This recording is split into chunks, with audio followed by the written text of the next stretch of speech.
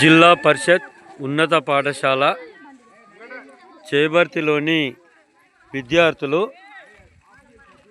సంక్రాంతి ముగ్గులు వేయడం జరిగింది. చాలామంది అమ్మాయిలు రకరకాల ముగ్గులను సేకరించుకొని ఆ ముగ్గులతో ఆకర్షణీయంగా, అందంగా, ఇంపుగా, సొంపుగా ముగ్గులను వేయడం జరిగింది. చూడండి, విద్యార్థులు వేసినటువంటి ముగ్గులు ఏ విధంగా ఉన్నాయో.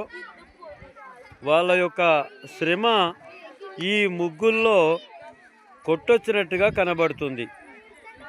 వాళ్ళు ఎంతో కష్టపడి రకరకాల రంగులను సేకరించుకొని ఆ రంగులతోటి రకరకాల సంక్రాంతి సంస్కృతిని తెలియజేసే విధంగా ముగ్గులను వేయడం జరిగింది. వీరు వేసినటువంటి ముగ్గుల్లో మరి సంక్రాంతి పండుగ యొక్క ప్రత్యేకతను తెలియజేసే విధంగా ఈ ముగ్గులు ఉన్నాయి.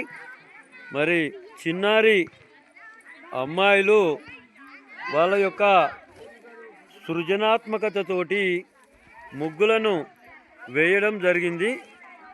ఈ ముగ్గుల్లో విద్యార్థుల యొక్క నైపుణ్యము ఎంతో మనకు కనబడుతుంది. ఇటువంటి ముగ్గులు వేయడంలో అమ్మాయిలు మంచి అనుభవం ఉన్నటువంటి అమ్మాయిలు ఈ ముగ్గులను వేయడం జరిగింది.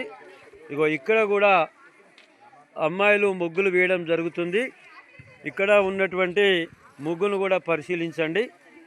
అమ్మాయిలు ఈ ముగ్గులను ఆకర్షణీయంగా, ఇంపుగా, సొంపుగా వాళ్ళ యొక్క నైపుణ్యాన్ని కేటాయించి ఎంతో సంక్రాంతి పండుగ ముఖ్య ఉద్దేశాన్ని, సంస్కృతి సాంప్రదాయాలను తెలిపే విధంగా ఈ ముగ్గులను వేయడం జరిగింది.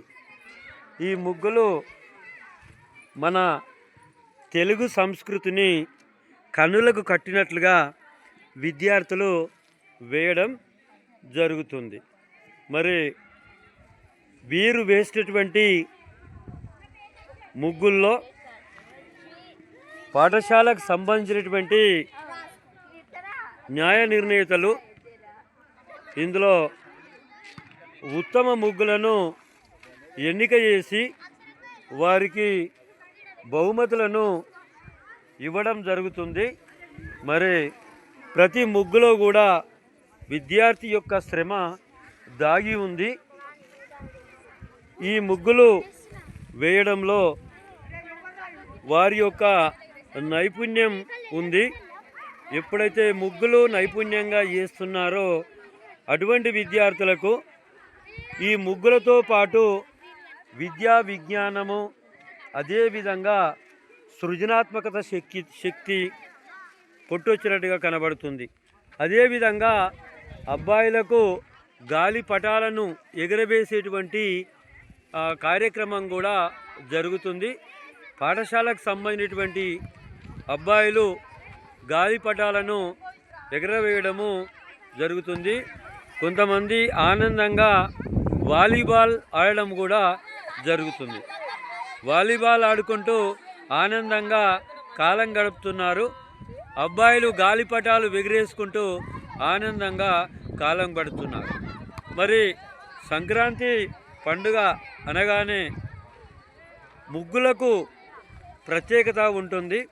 మరి జిల్లా పరిషత్ ఉన్నత పాఠశాల చేబర్తికి సంబంధించినటువంటి విద్యార్థులు వేసినటువంటి ఈ ముగ్గులను ఇప్పుడు మనము తిలకించడం జరిగింది.